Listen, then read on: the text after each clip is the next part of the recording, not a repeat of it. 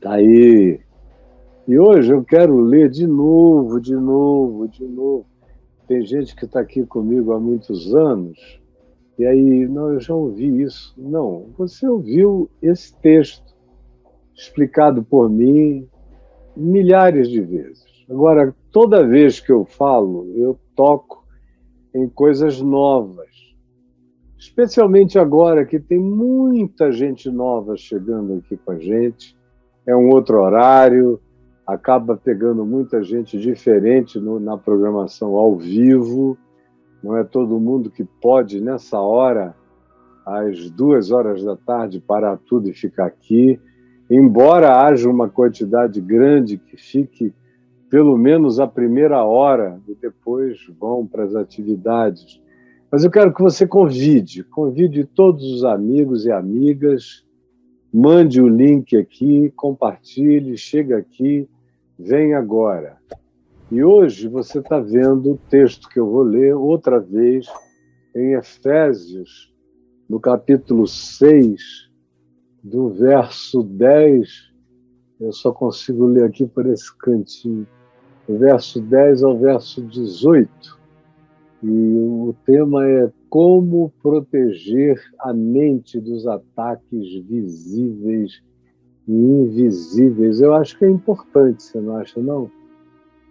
Pensar, entender, se preparar, praticar o que a gente precisa fazer para manter a mente saudável, protegida, blindada dos ataques visíveis e invisíveis que nos atingem.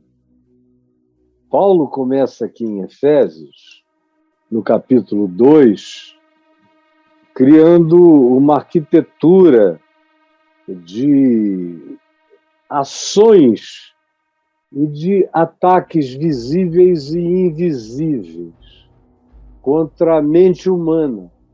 Porque não é contra o corpo, é contra a mente. A guerra é pelo pensamento, é pela saúde mental, é pela saúde emocional. A guerra é pela saúde e preservação da saúde cognitiva. É a capacidade de perceber com realidade as coisas, sem ilusão, sem devaneio, sem dissociação da realidade, sem paranoia, sem obsessões e fixações que concentram o olhar e nos fazem perder a perspectiva do todo. São essas coisas que nos acontecem de maneiras diversas, de maneiras concretas, subliminares, através de propagandas, induções, de sugestões, de ações de maneira subliminares que vão plantando latejamentos, pulsões na gente, sem que a gente nem sinta, alteram o nosso olhar, vão mudando o nosso ponto de vista. É uma amizade aqui que depois de um tempo nos alterou, é outra amizade ali que depois de um tempo nos fez ver, às vezes de maneira distorcida, a partir de uma outra perspectiva. São filosofias que a gente vai absorvendo, achando que é só um conhecimento novo, sem perceber como aquilo vai ganhando base, fundamento, estratificação, raiz dentro da gente, ou ideologias que a gente acha que são só bobagens da nossa torcida organizada política, mas que altera tudo, altera as emoções, altera as relações, alteram os afetos, alteram as amizades, aproximam de uns e afastam de outros, que mudam, portanto, as nossas vidas, os nossos trajetos, a nossa caminhada, a nossa percepção das coisas. E Paulo fala disto em Efésios 2, eu não quero me prender aqui, mas só dizer que existe uma propensão, um estado de morte que nos deixa totalmente propensos, porque já existe uma inclinação nessa nossa morte, nessa nossa paralisia existencial e espiritual, na qual a maioria de nós existe nesse estado catatônico, cataléptico, espiritual e psiquicamente falando, vivendo em delitos, em escolhas equivocadas, em decisões que são deliberações por aquilo que não é bom, e também vivendo em pecados, naquele pecado essencial que são as pequenas tortuosidades de caráter, de mente, de pensamento, de emoção, latentes em todos os seres humanos e que se agravam na medida em que a gente começa a andar em determinados caminhos que eu, por exemplo, conheço bem, porque neles eu já andei deliberadamente outrora. Durante muitos anos eu andei em determinados caminhos, eu condicionei. Quando a gente anda, esse falar do andar em, na Bíblia, especialmente nos Evangelhos, no Novo Testamento, designa um cotidiano condicionante, que gera comportamentos, gera definições, gera treinamentos, às vezes perversos, gera atos que a gente nem percebe, gera impulsos que a gente não discerne, não realiza, que a gente chega até a pensar que são nossos, mas não são, foram aquisições enquanto a gente andava, vivia, na cultura familiar, cultura de amizades construídas sem bom senso, absorções diversas, sem falar nos nossos dias na enxurrada de propaganda, de tudo que é lado, e são propagandas que não são como as de antigamente, paradas. Hoje elas nos ouvem. Eu estou aqui com um celular desse lado de cá e um celular deste lado de cá. Todos dois me ouvem. Você pode observar, você está conversando com um amigo. Você começa a mencionar uma única palavra ou uma mesma palavra várias vezes. Daqui a pouco você abre o celular, o Google, aí você vê uma matéria justamente sobre o que você estava falando antes. Ou você abre o YouTube e na primeira página, no início, tem matérias que sugerem ligações com o tema. Aí tem gente purinha de coração que diz, que coincidência! Coincidência nada. A gente está em estado de escuta o tempo todo, é uma espionagem cósmica. Os algoritmos vão nos sugerindo, vão jogando. Fala em banana, banana, banana, que você vai abrir daqui a pouco ali, tem uma penca de banana no teu celular. Ou começa a falar em outra coisa. Começa a falar em mulher gostosa, fala em bunda, bunda, bunda, bunda. Daqui a pouco você olha, tem lá 3 bundas. Você começa a falar em qualquer outra coisa. Começa a falar em viagem espacial. Fala, fala, fala. Daqui a pouco você vê NASA isso, descoberta daquilo. Porque nós somos escutados. E, além de escutados, nós somos induzidos. E não é mais subliminar, como era antigamente, que se fazia uma propaganda e só alguns enxergavam, ou às vezes nem enxergavam, eram induzidos inconscientemente. Agora não, é explícito, é quase que um tapa na tua cara. Só gente muito alienada não percebe. Então é uma invasão de todos os lados, sem falar na frequência das coisas. A minha mente tem uma capacidade de detecção de frequências, as mais variadas. É que a ciência está evoluindo para mostrar isso, já mostrou, mas vai mostrar para todo mundo como nós somos antenas ambulantes de uma quantidade louca de frequências. Às vezes a gente está angustiado, não sabe nem porquê, ou a gente desenvolveu um medo que a gente não conseguiu identificar a causa, a gente amanhece e desenvolve humores que nem sempre tem a ver com os nossos hormônios, nem com acontecimentos da vida, e a maioria não sabe nem por que aquilo ficou fibrilando no interior, no coração. É muita indução, é muita sugestão, o dia inteiro, o tempo todo. E Paulo diz que a gente anda nesse caminho. Isso tem a ver com o curso deste mundo, que vai ficando cada vez mais sofisticado para todos os lados, nos penetrando.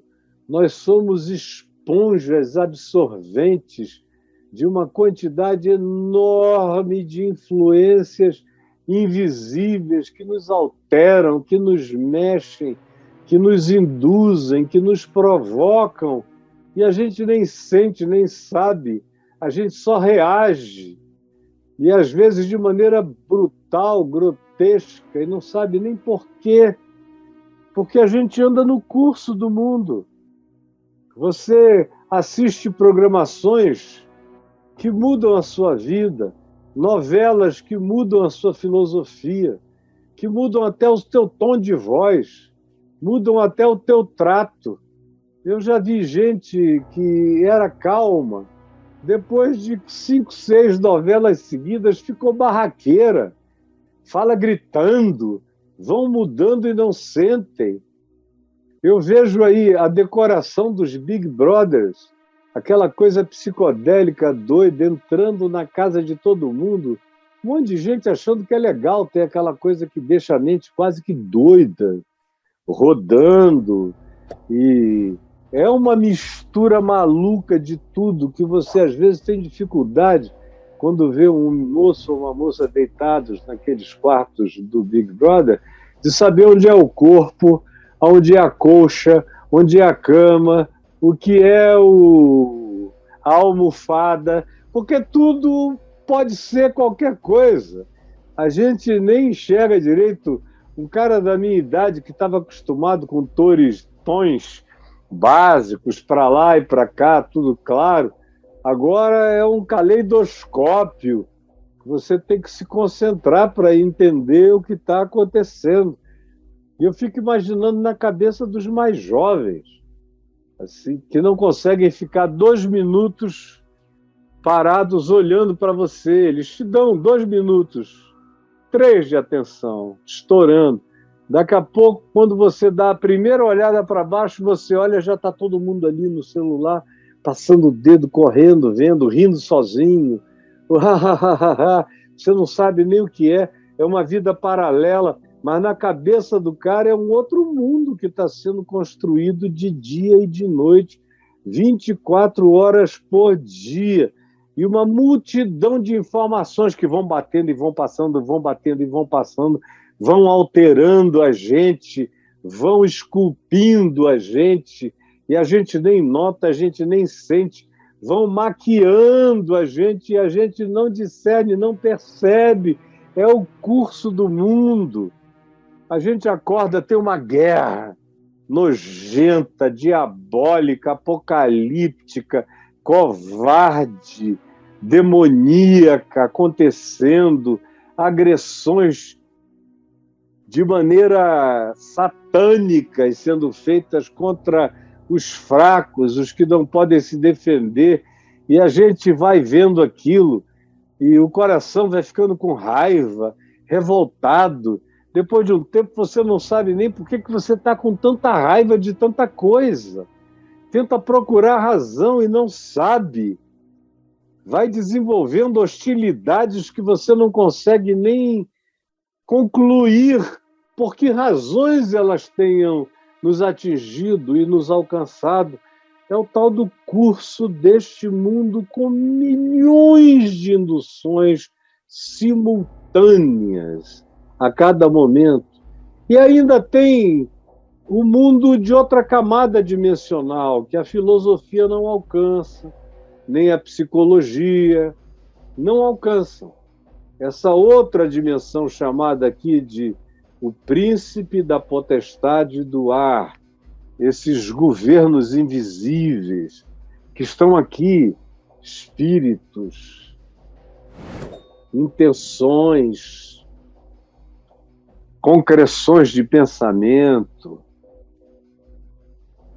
penetrações de sentimentos, presenças que nos atravessam e nos deixam resíduos. São pensamentos diferentes, alienígenas, que chegam na cabeça da gente, a gente não sabe nem de onde aquilo possa ter vindo. E às vezes são verdadeiras barbaridades que tomam conta da gente, e a ciência psicológica, neurológica, a filosofia, a própria sociologia não tem ferramentas para lidar com essa outra camada dimensional. Você está nu com a mão no bolso quando se trata do príncipe da potestade do ar, chamado aqui de o espírito que agora, hoje, todo dia, atua, é a palavra, atua. Ele atua, ele incide, ele age, ele tem o seu protagonismo, a sua atuação, a sua performance nos filhos da desobediência, que são as pessoas que não buscaram até hoje alinhar a mente e o coração com o mandamento do amor, da verdade, da justiça, da fidelidade, da paz, da longanimidade, do perdão. Pessoas que não estão atentas a essa dimensão e que vão achando que tudo que a gente sente, faz, decide, não tem consequências maiores, que é tudo instantâneo e que se ninguém ficar sabendo, não faz mal a gente. Tolinhos que nós somos. Príncipe da potestade do ar que atua nos filhos da recalcitrância, que andam segundo os seus próprios pensamentos, as suas próprias decisões, segundo a tendência, que é uma inclinação em delitos e pecados, conforme Paulo define aqui, que tem a ver com a produção de um estado mental reprovável, um estado mental adoecido e adoecível. Em cada um de nós estamos no meio da possibilidade crescente, todos nós, de adoecermos mentalmente. Nós estamos no mundo que todo ele age para corromper a nossa mente, para tirar o estado mais original da nossa possível individuação mental, emocional, espiritual, e faz de nós um Frankenstein de pensamentos, de ideologias, coisas que não batem uma com a outra, que estão em choque. Por isso a gente existe frequentemente num estado de angústia contraditória, sem saber nem o que se choca em nós, quais as guerras que existem em nós e a gente nem detecta, e que nos afligem, nos perturbam, nos dividem, nos dualizam, nos dissociam, nos esquizofrenizam, nos deixam paranoicos, nos fixam em obsessões estranhas, nos deixam com medos inexplicáveis, nos deprimem, nos põem em pânico, e tudo que você quiser nomear, que decorre desse príncipe da potestade do ar do espírito que atua. Atua. É a palavra que os médiuns usam, atua.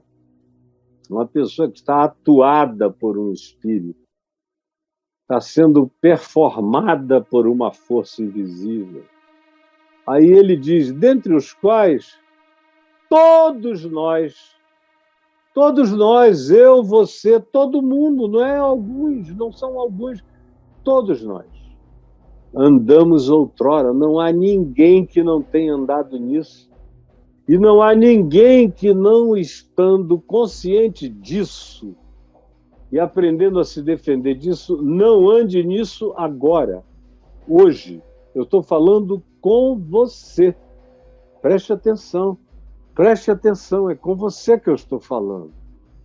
Todos nós. E quem não saiu do estado por um outro caminho, continua nele, fazendo a vontade da carne.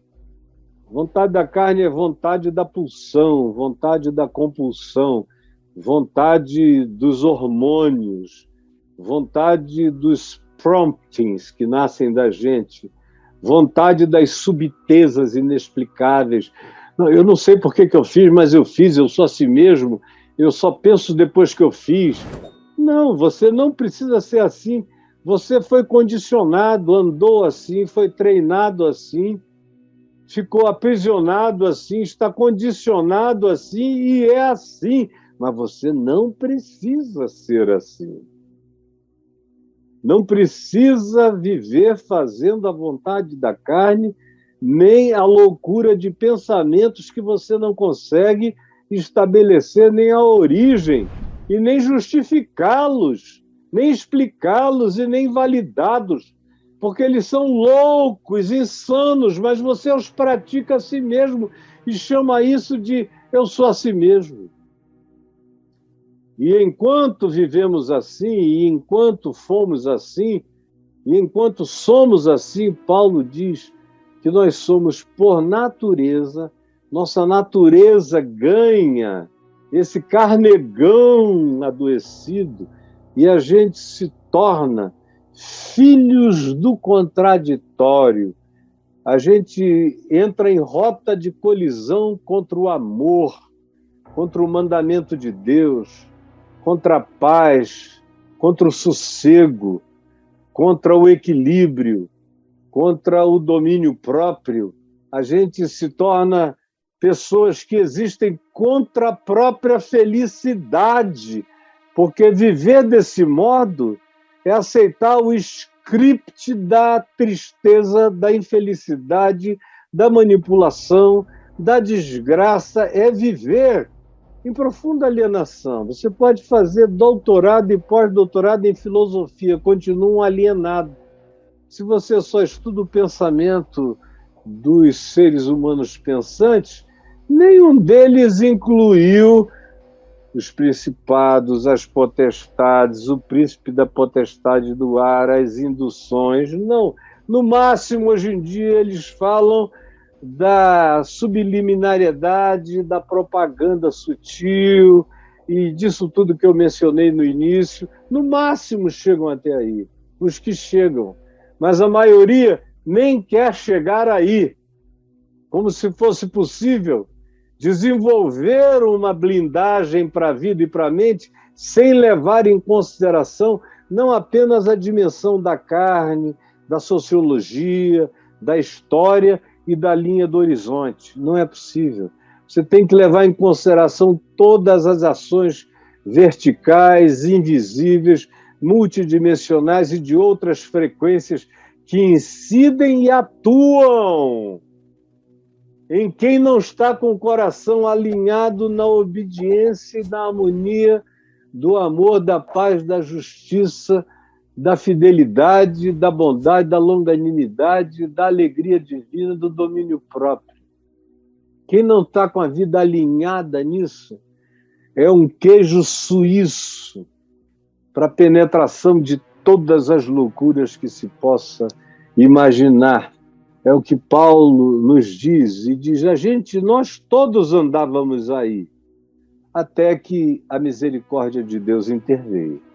Aqui no capítulo 6, que é o que vocês têm aí, do verso 10 em diante, ele diz que, quanto ao mais, e é óbvio que ele recupera aquele tema do capítulo 2, ele diz, sede fortalecidos no Senhor e na força do seu poder.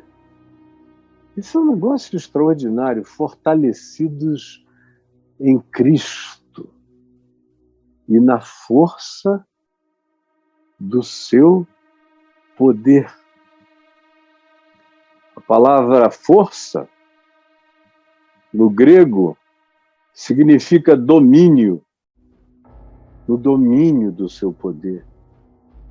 A nossa força está em nos colocarmos sob o domínio dessa energia de Cristo, da energia de Jesus, do dunamis de Jesus, do poder levantador de Cristo.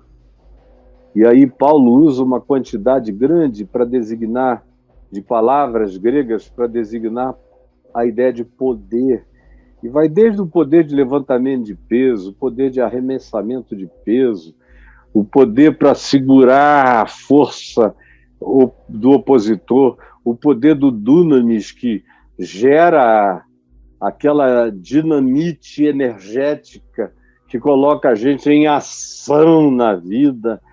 E, sobretudo, isso acontece quando a gente se coloca não como filhos da desobediência, mas como pessoas que se colocam sob o domínio da força do poder de Cristo.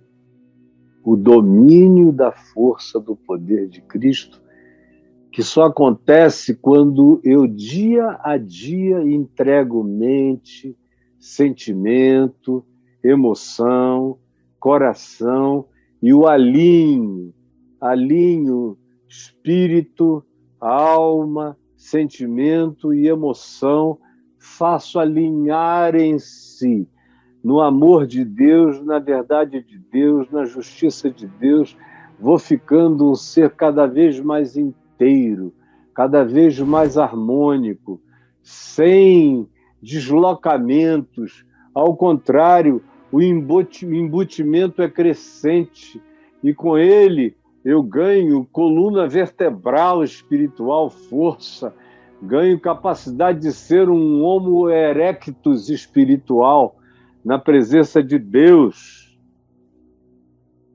na força do seu poder. E aí ele diz, e agora se protejam, vistam a armadura, que eu já falei sobre ela 1 trilhão de vezes. Aí mesmo no meu portal, se você escrever a armadura de Deus, você vai ver como eu já falei sobre isso. Paulo diz, se vistam disso.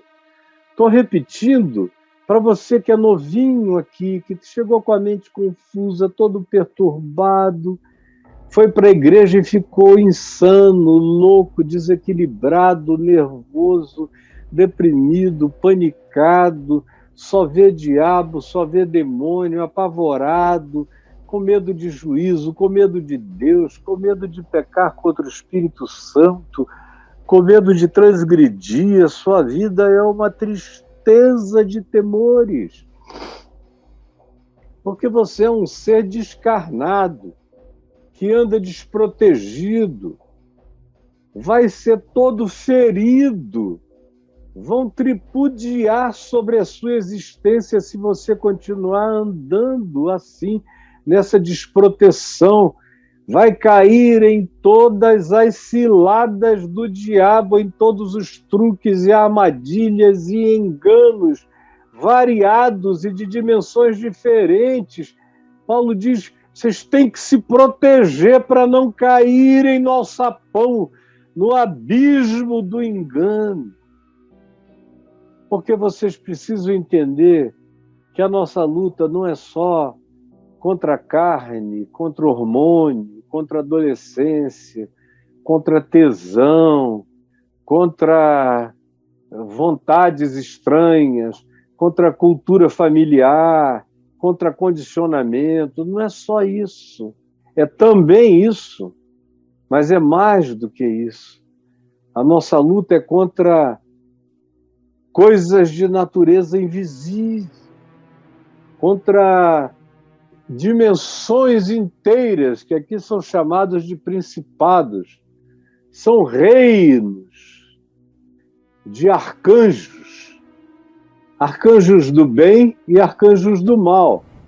Usando a linguagem bíblica, arcanjo, principado. Na linguagem secular, são entidades que podem ser chamadas de extraterrestres, podem ser chamadas de luz cinza, podem ser chamadas de seres de outra dimensão, podem ser chamados do que os povos queiram chamar, e das novas nomenclaturas científicas para designarem as mesmas criaturas que estão presentes entre nós desde o primeiro homem. Eles não surgiram outro dia, eles estavam e eles eram antes da criação do primeiro homem.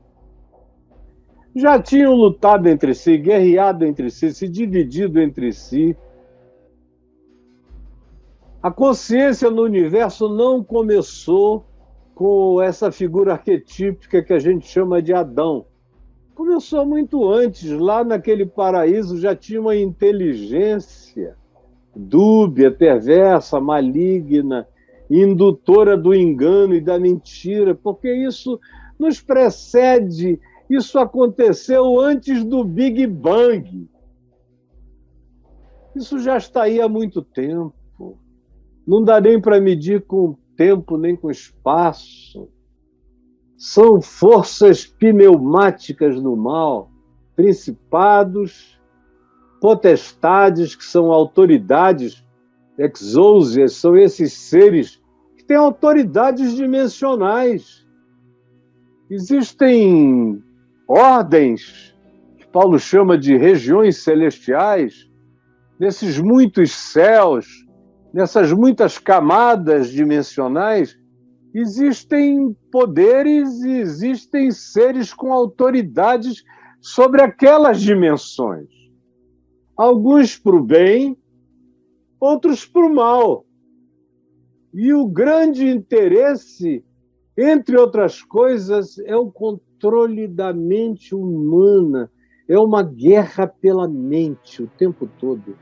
Dominar a dimensão do pensamento humano, do homem feito à imagem e semelhança de Deus, colocá-lo a serviço das potestades do mal, das forças mediúnicas, penetrantes, atuadoras do mal, que habitam regiões e dimensões celestiais, visando encontrar frestas, penetrações, sentimentos ruins, portas abertas, ódios, emoções negativas, vingança, todas essas coisas que são verdadeiras invocações para esses poderes agirem em nós. Alguns são tão maiores que nem agem nos indivíduos, mas tem aqueles que são especificamente mediúnicos, são forças pneumáticas do mal, é o que está escrito aqui no grego. Forças pneumáticas do mal, forças mediúnicas do mal, que nos penetram, que buscam um espaço. Aí Paulo diz, ora, se é assim, então se defendam, pelo amor de Deus. Tomem toda a armadura de Deus, toda. Não algumas, mas todas, para vocês poderem resistir no dia mau. Porque todo dia tem o seu mal. Todo dia tem o seu próprio mal. Mas existem dias que carregam uma concentração, uma convergência de ações, de vetores, de fatores, de confluências malignas, todas elas atraídas pelo vórtice da nossa existência. É quando parece que não cabe mais tanta coisa ruim numa vida só. Às vezes, o que é um dia mal aqui, um dia mal ali, se transforma num dia mal longo. E tem gente vivendo isso sem nem entender o que está acontecendo. Paulo diz: vocês têm que se preparar para, depois de ter desvencido tudo, e vocês vão sempre ter essa luta, nunca não terão, sempre terão. Não pensem que vocês podem tirar férias, não há férias. Vocês só têm que andar vestidos para poderem permanecer inabaláveis. Saírem disso não machucados, não feridos, não mentalmente adoecidos, emocionalmente esfrangalhados, psiquicamente fragmentados, sentimentalmente misturados, confusos, perdidos, como você tem vivido. Você sabe disso. Você tem vivido assim. E, pelo amor de Deus, quem me dera você se enxergasse hoje. Paulo diz, então, porque é assim, e não dá para não ser assim, não dá para evitar, não dá para comprar uma bolha. Se você mudar para Marte, vai ser assim em Marte. Porque essas coisas acompanham a gente, elas não têm limite espaço-temporal. Então, se é assim, e é assim em qualquer lugar, sejam firmes. Botem as raízes no chão dessa proteção. E vocês fazem isso vestindo a cueca da verdade, cingindo com a verdade, ou seja, não brinquem de mentira nem no coração. Tem gente que acha que se não falarem uma mentira, não viverem, não proclamarem, não defenderem uma mentira, está tudo bem. Mas que elas podem guardar aquilo no coração.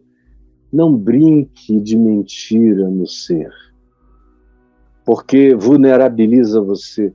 Só o que protege o meu espírito é a verdade, é a sinceridade.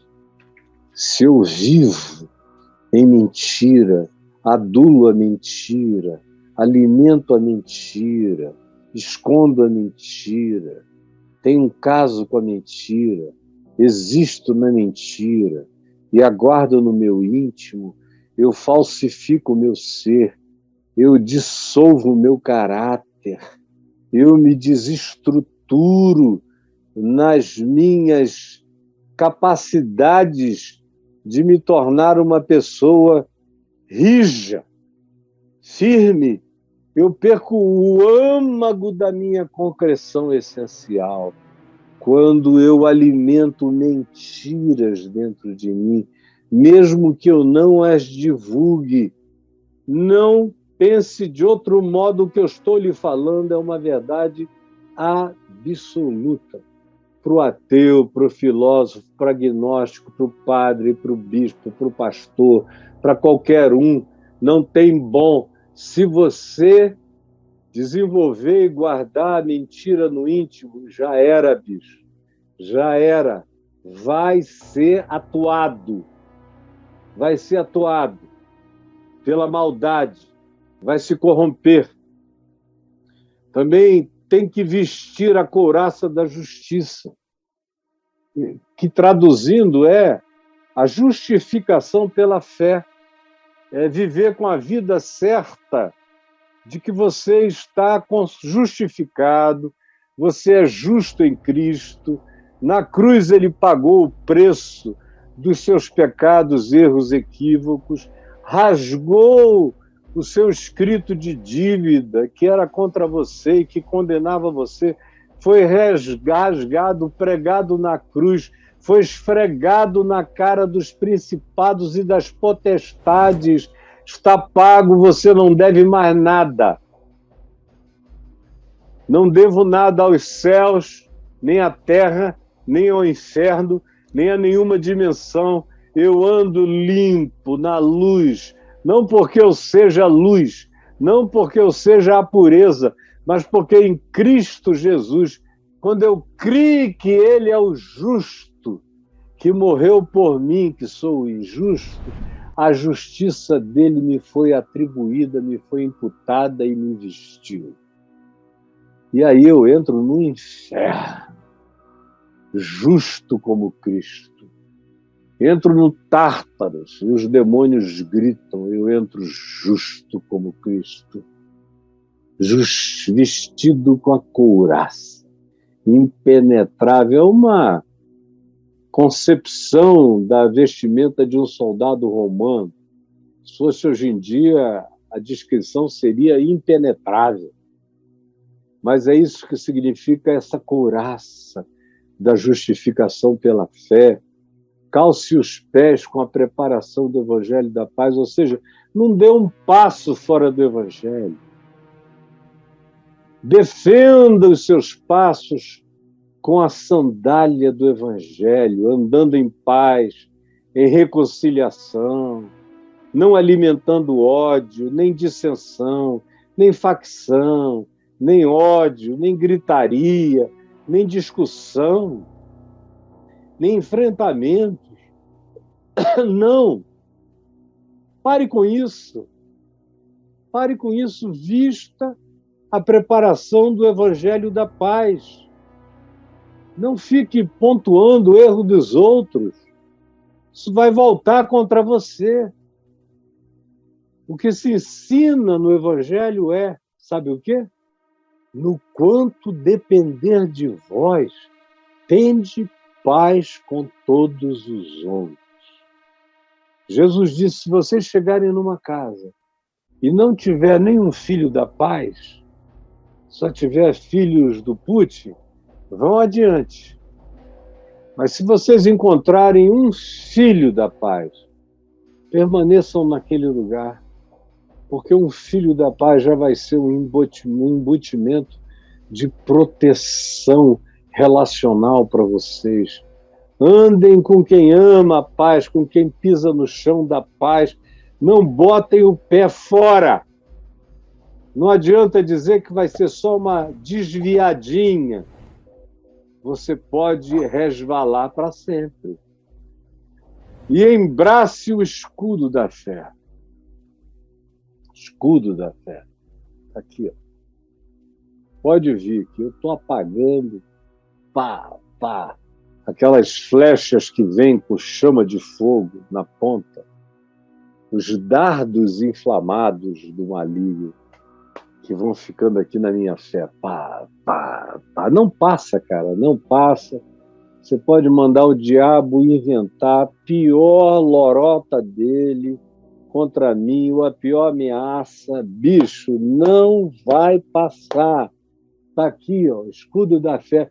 Tem gente aí dizendo que Caio é um presunçoso. Não, eu sou um cara que em humildade creu que não tem força no mundo que possa vencer a do mais valente que me habita.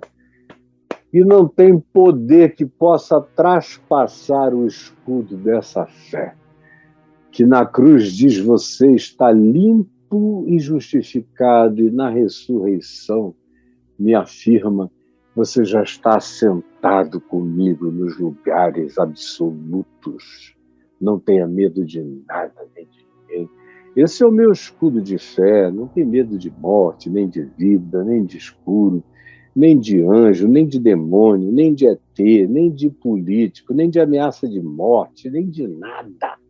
Quando você chega aí nesse estado, meu Deus, que tranquilidade, que paz, que saúde mental vai tomando conta da gente de todos os modos.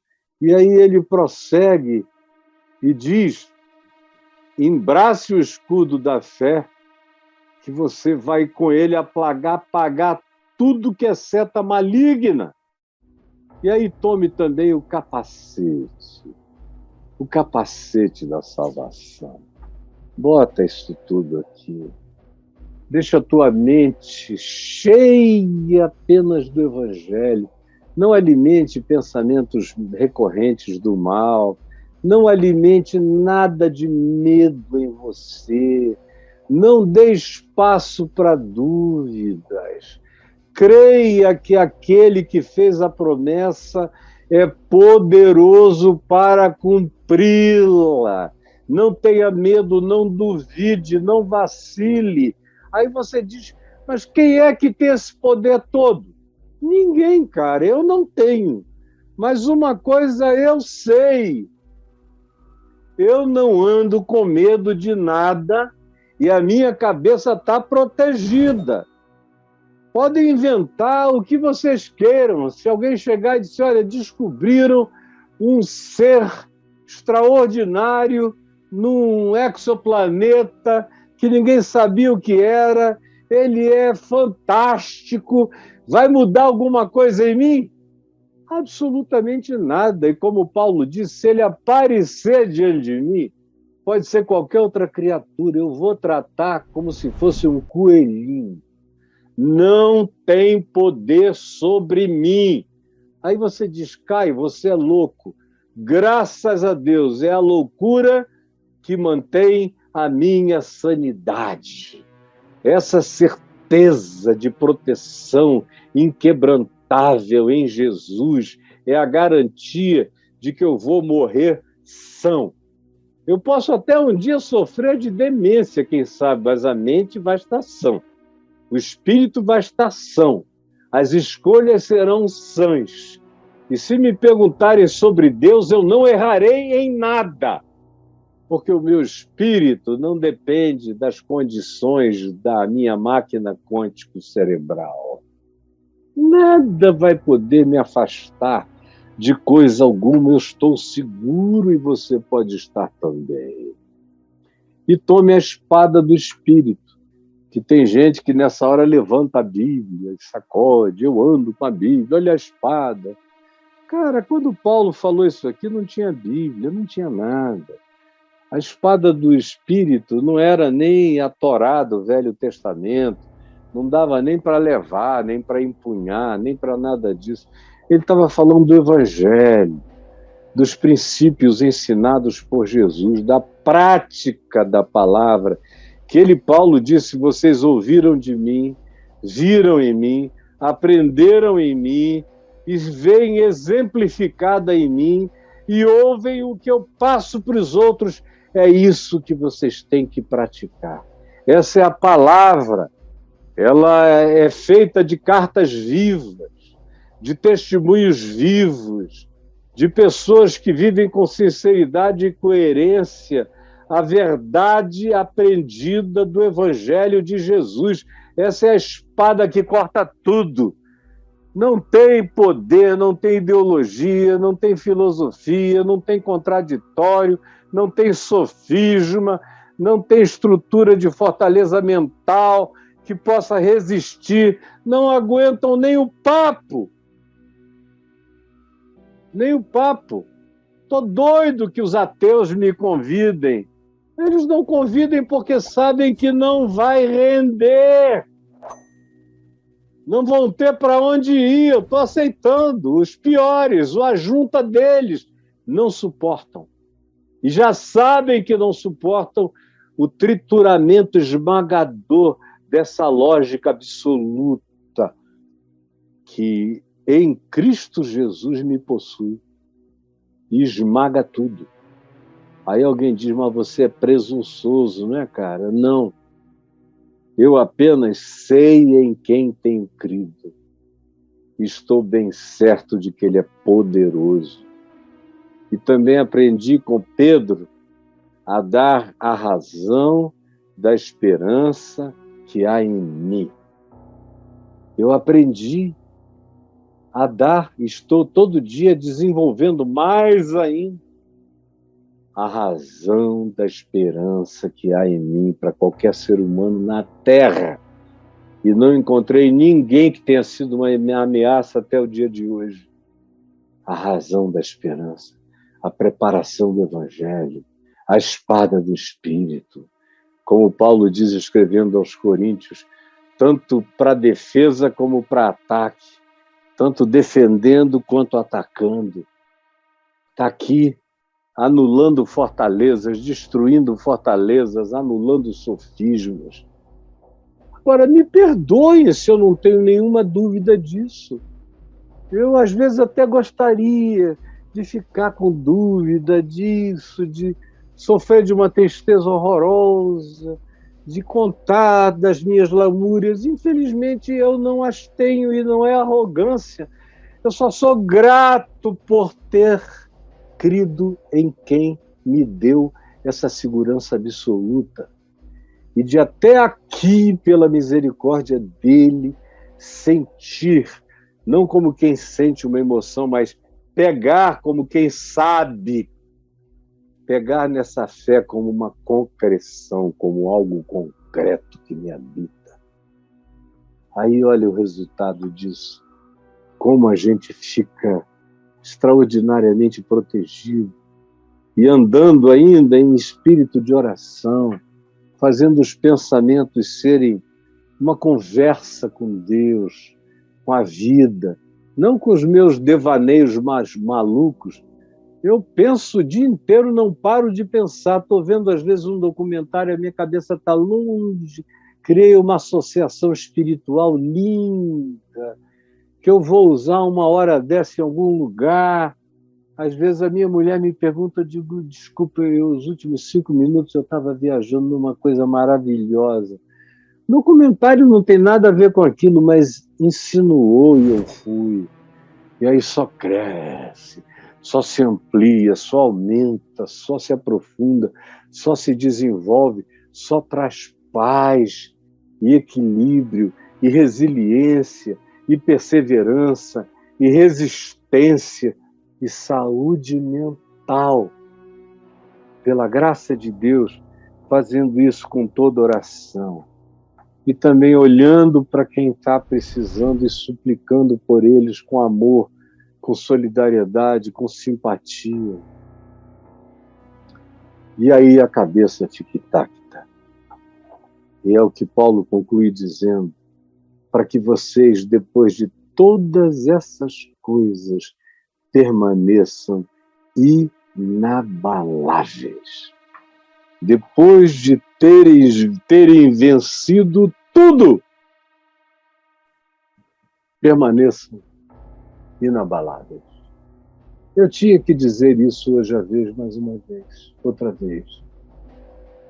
Eu espero que você ouça e pratique. É possível. Eu não estou mentindo aqui, brincando, tirando onda. Minha mulher está ali dentro. Era a pessoa mais fácil para me desmentir. Ela é sincera. Se eu chegasse lá, ela iria dizer, meu amor, não traga toda essa certeza, porque você mesmo tem as suas dúvidas. Mas ela nunca me viu assim. Ela só me viu com essas certezas das coisas que se esperam. E com a firme convicção de fatos que se não veem. Essa é a minha rocha. Esse é o meu castelo forte. Essa é a minha alta e elevada torre. Essa é a minha proteção. É aí que eu estou, é aí que eu vivo. É nessa fenda que eu me abrigo. É aí que eu sou inatingível e na graça, que é favor imerecido, não é mérito próprio, eu permaneço nessa graça inabalável. Jesus, que ninguém me entenda mal, que todo mundo entenda que eu estou dando testemunho de uma fé que está aqui há 50 anos sem arrependimento. Todo dia se dilatando mais e botando raízes em lugares mais profundos. por favor, permite que cada um entenda que todos podem provar isso.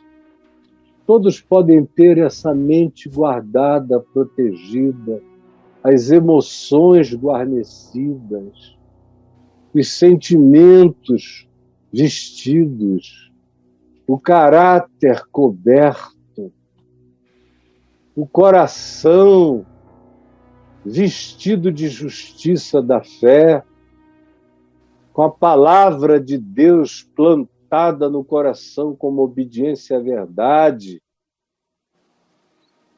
escudados na alegria da tua fidelidade. É o que nos dá um estado mental positivo, poderoso, forte, que é a salvação dos coaches, dos filósofos, dos psicólogos, dos sacerdotes, dos pastores, dos monges. Quem quiser ter essa saúde, essa paz e essa harmonia, tem que se render a esse entendimento. É o que eu te peço que o Espírito Santo esteja fazendo agora. Em nome de Jesus. Amém e amém.